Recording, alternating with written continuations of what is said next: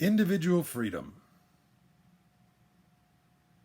One expression of that freedom is how we choose to get from place to place.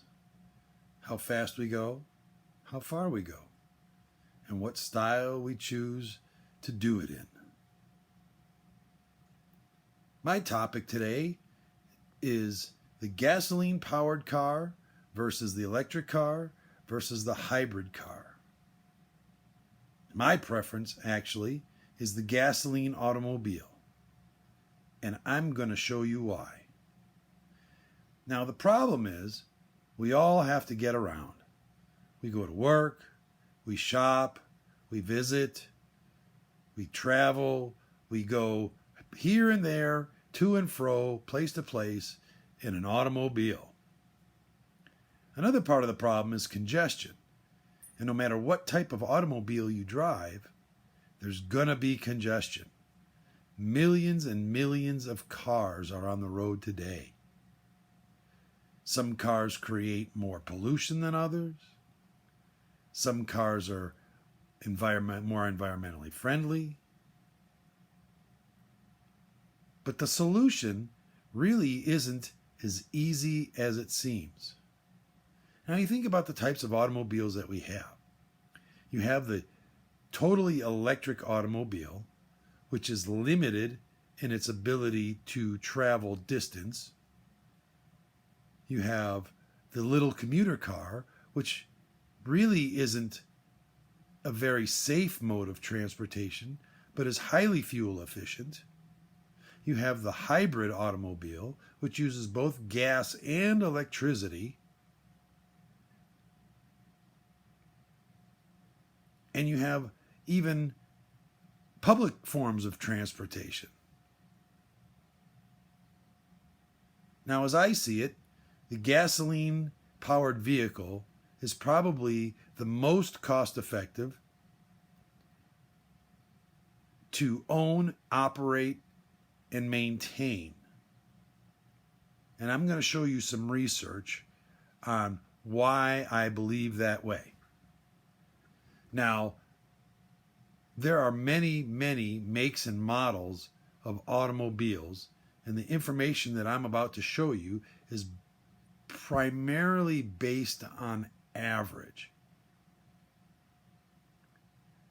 Now, the electric car, its biggest drawback in my mind is its lack of ability to travel a great distance without recharging.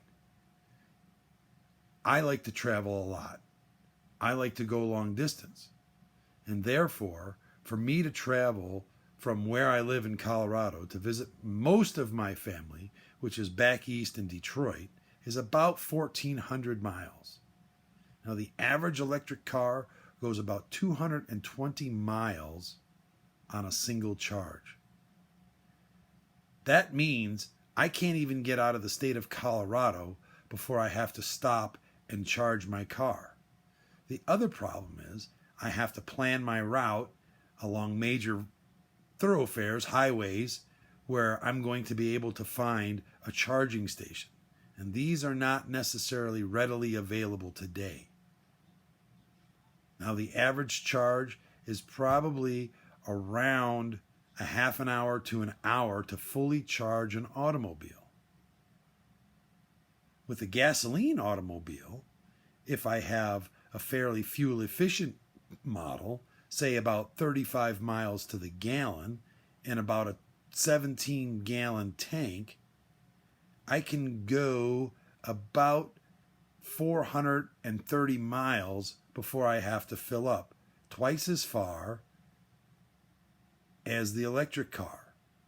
And not only that, I can hop off the freeway pretty much anywhere, pick up a tank full of gas in 15 minutes, and be gone again. With the hybrid car, I don't have the limitations of the purely electrical car, but I still have to purchase gasoline. So, now for some research. Oop. Lights went off.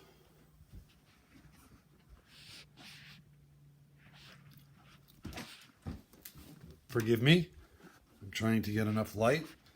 Now here on my board, you'll see the average cost to purchase each type of vehicle.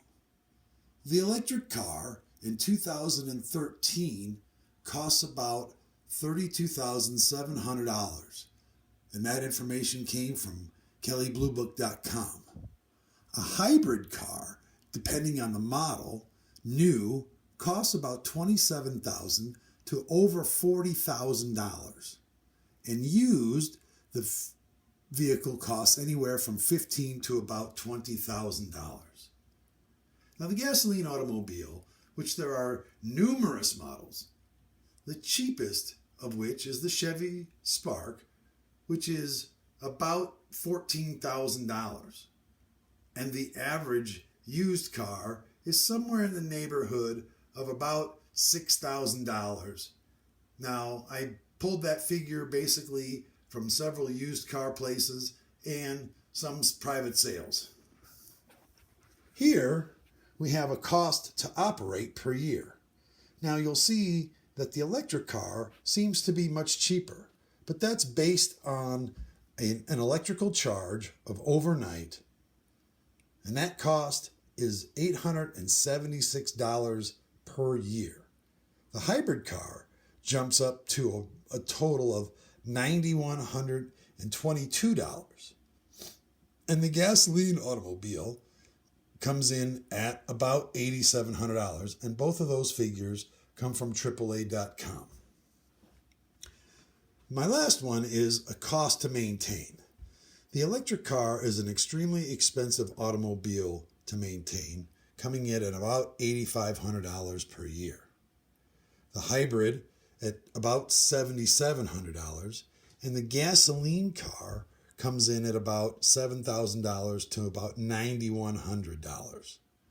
Now you have to understand that these are based on available models, and because there's way more gasoline-powered vehicles available, your costs may be significantly lower and could be significantly higher.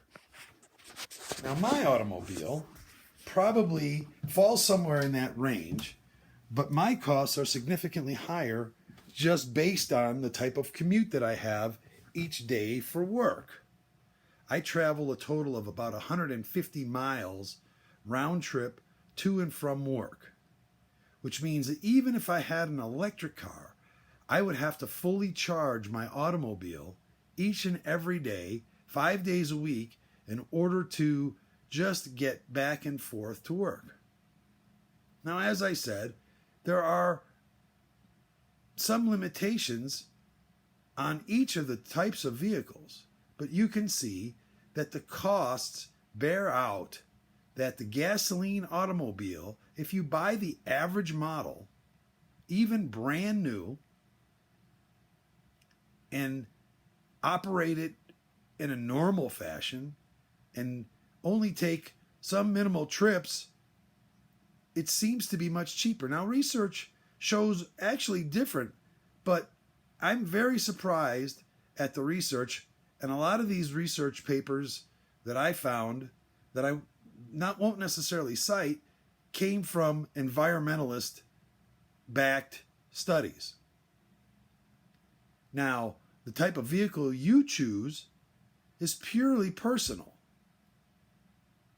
I prefer to choose the gasoline car basically because it goes farther, it's a little bit cheaper to maintain, and even if I buy a fairly new model that's used, the costs are less.